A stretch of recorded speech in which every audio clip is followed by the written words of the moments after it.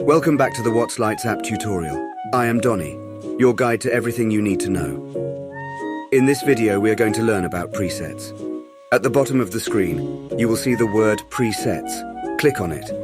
On this screen, you will see files with my face on them. And for a modest fee, I would happily be the face of your app as well. Each file has a theme and comes preloaded with cool patterns. We will be updating these often, so don't forget to come back and check regularly. From Christmas to Halloween, you will not be without cool things to try. But don't forget about your genius patterns stored under the user presets file. Here you will see all the rad things you created. I cannot get enough of the fireworks animation. It's such a cool way to show off your lights. If you are feeling lucky, I would definitely try out the spinner at the bottom of the page. It's a way to randomly select a preset, either from a file or from the whole lot.